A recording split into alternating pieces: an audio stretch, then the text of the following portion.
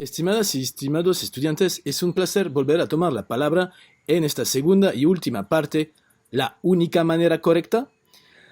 Hay algunas formas que evitar, unas formas incorrectas que evitar para no distraer la atención del lector a través de errores de forma que impiden que el lector se pueda concentrar en el fondo, es decir, en el contenido del trabajo. Uno de los distractores comunes puede ser las formas de citar a fuentes, es decir, citar a autores con el formato APA, y cuando se trata de una cita textual, ponerle comillas y el número correspondiente de página. La lista bibliográfica, ubicada al final del trabajo, merece una atención especial en términos de su forma, que debe de ser homogénea. Podemos referirnos a otros trabajos como documentos recepcionales en generaciones anteriores, pero cuidado en no confiarse en la rigurosidad de trabajos anteriores, porque incluso con muchos años de experiencia seguimos haciendo errores de dedo.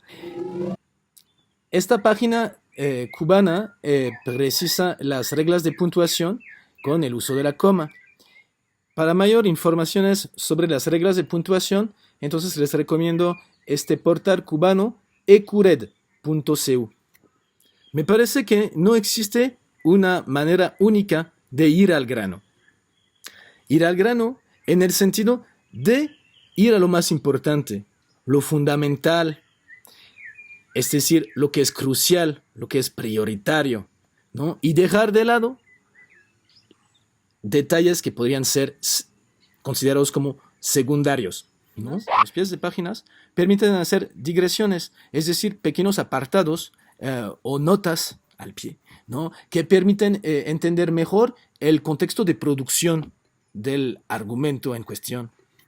Podemos ir al grano desde la primera frase de cada párrafo y en especial desde la primera o las dos primeras frases de cada apartado, a manera de resumir el propósito general de la argumentación que sigue. Entonces tratemos de evitar informaciones de tipo secundaria o más superficiales en los primeros apartados, o mejor dicho, en las primeras frases de los apartados o de los párrafos que vamos construyendo. Podemos tratar de evitar de construir párrafos compuestos de una sola oración y también evitar construir frases largas, entonces un poco más confusas. Preferimos en general oraciones compuestas por una sola idea general, es decir, por una sola referencia a un concepto o a un trabajo, donde podemos evitar de mostrar este engranaje en la sola oración y podemos buscar palabras para conectar ideas que puedan servir en general al inicio de una frase. Por ejemplo, sin embargo, no obstante, por un lado, por otro lado. Ir al grano también significa realizar una descripción, una documentación de las prácticas, de los procesos o de las relaciones que investigamos gracias a un método que llamamos el método etnográfico. Realizar una etnografía significa realizar una descripción minuciosa que puede estar escrita en primera persona del profesor chiapaneco Abraham León Trujillo en el manual que escribió para sus estudiantes en Tuxtla Gutiérrez titulado Investigación etnográfica, la mirada, el camino y el sentido de caminarlo. Escribe: en años recientes, la práctica de escribir etnografía ha sido sometida a críticas severas, a veces sin fundamento alguno. Se cuestiona la autoridad del etnógrafo como autor, su poder frente a los participantes y la posibilidad de la objetividad en el proceso de hacer trabajo de campo y escribir etnografía. Esto ha llevado a muchos etnógrafos a tomar una posición reflexiva en sus escritos y a reconsiderar y resignificar la perspectiva émica y recuperar la ética de su soledad y aislamiento, logrando construir el nudo que une a dos dimensiones de una misma realidad. Entre otras cosas, esto implica admitir que escribir etnografía es un proceso de construcción de una realidad y que el etnógrafo forma parte activa de esa realidad y reflexionar sobre las decisiones que tomamos al escribir. Páginas 198, 99. Nota al pie. Cuando hablamos de perspectiva EMIC, E-M-I-C, estamos pensando en la perspectiva de los propios sujetos o actores de nuestro trabajo. Lograr construir el nudo que une a dos dimensiones de una misma realidad. Es decir, confrontar en un vaivén permanente una perspectiva émic y una perspectiva ética. A veces cuando escribimos tratamos de filosofar y nos preguntamos si existe una verdad y cómo escribir la verdad sobre un proceso que observamos y del cual somos parte. Les invito a referirse al texto La ética del cuidado de sí como práctica de la libertad de Michel Foucault. Decía Foucault, ¿por qué la verdad? ¿Y por qué se interesa uno por la verdad? Y hasta más que por sí. ¿Y por qué uno cuida de sí solo a través del cuidado de la verdad? Pienso que ahí se trata de una cuestión que es fundamental y que es, diría yo, la cuestión del occidente. ¿Qué ha hecho que toda la cultura occidental haya sido puesta a girar en torno a esta obligación de verdad, que ha tomado un montón de formas diferentes? Esta pregunta nos hace pensar que tenemos que ser modestos y cuidadosos al momento de redactar.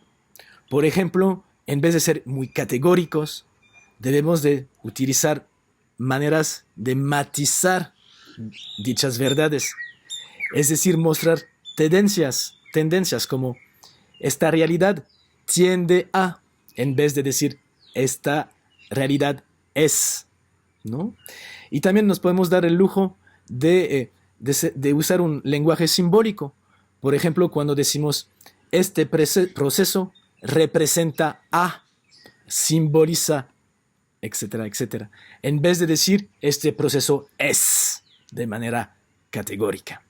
Nuestro discurso, nuestro lenguaje, siempre se adapta, de manera inconsciente tal vez, pero lo debemos de hacer explícito, siempre se adapta nuestro lenguaje a quienes reciben o pueden recibir este mensaje. Es decir, si sabemos que nuestros profesores, nuestras profesoras, nos van a leer pronto, entonces pensar en el lugar, tratar de ser empático con quienes nos van a leer, ¿no? Esa puede ser una recomendación para facilitar la comunicación. Todo proceso de comunicación es intercultural.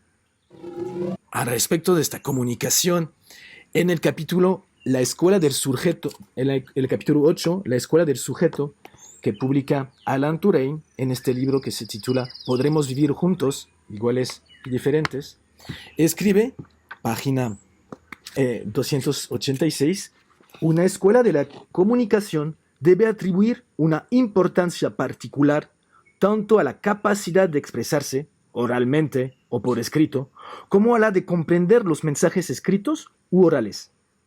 El otro no es percibido y comprendido por un acto de simpatía. Lo es por la comprensión de lo que dice, piensa y siente, y la capacidad de conversar con él.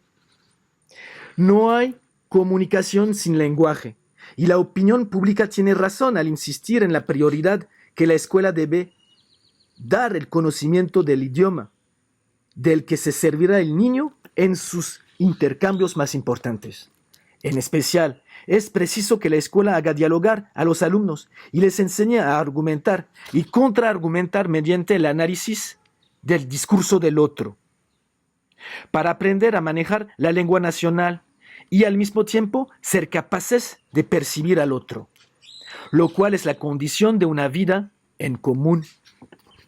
La mayor parte de las veces creemos que la comunicación exige que separemos el mensaje a transmitir de su contexto particular, a la vez histórico, geográfico o individual, y que lo formalicemos lo más posible.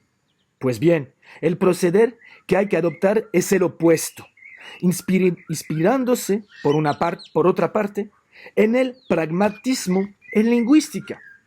Es preciso asociar el mensaje a una disposición a actuar, de la misma manera que un historiador busca en un documento una intención. Quisiera comentar que cuando buscamos hacer este diálogo, ¿no?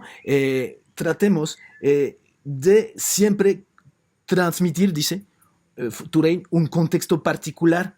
Acostumbramos decir que debemos usar subtítulos que sean significativos, representativos de las palabras que siguen en el desarrollo de cada apartado. Debemos tener un cuidado especial en la formulación o reformulación de nuestros títulos y subtítulos, tratando de mostrar cuáles son los conceptos claves que vamos a desarrollar o las articulaciones entre dos conceptos.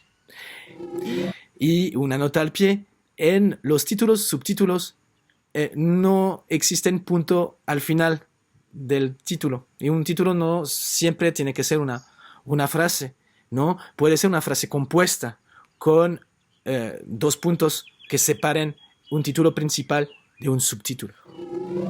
Podemos, en suma, concluir que a lo mejor no existe una única manera correcta de escribir un ensayo, un documento recepcional, una ponencia, un artículo, un capítulo, un poema, una carta de amor.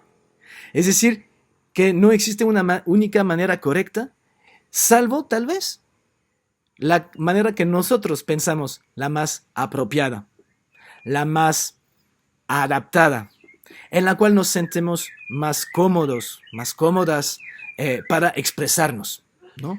Estamos haciendo un proceso finalmente creativo, ¿no? Donde la creación se mezcla con la acción.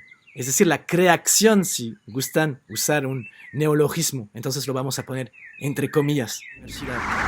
Tenemos esta responsabilidad hacia nuestros interlocutores en los trabajos de campo, es decir, las personas con quienes estamos asociadas en la intervención educativa, en la investigación o tal vez en el activismo, y debemos pensar y proteger, pues a veces suena anonimato, pero no olvidar de preguntar cuando grabamos entrevistas, preguntar si están de acuerdo en que podamos citar tal vez un extracto de lo que estamos grabando con audio o con video para fines académicos. Y pues por experiencia noto que las personas que entrevistamos pues se encuentran muy orgullosas, muy orgullosos de verse citados en los trabajos académicos, y muchas veces nos piden que seamos explícitos con el nombre, ¿no? O el lugar en el cual ha sido realizado la entrevista o la conversación que hemos tenido con nuestros interlocutores de trabajo. No son nuestros informantes, son personas con quienes estamos finalmente transformando la realidad, ¿no? A través de procesos colaborativos que buscamos ser dialógicos y que buscamos también ser lo más críticos en un sentido constructivo, es decir, desde perspectivas que permiten cuestionar el orden establecido, cuestionar las formas de dominación. Y una de las formas de dominación es el poder del lenguaje escrito, ¿no? A través de una autoridad que conviene, pues, legitimar a través de un proceso también de autoría o coautoría, que debemos de cuidar mucho. Porque si bien no existe una única manera correcta de escribir, tampoco existe una única manera correcta de pensar el mundo y de transformarlo. Muchas gracias. Gracias. Muchas gracias. Hasta luego.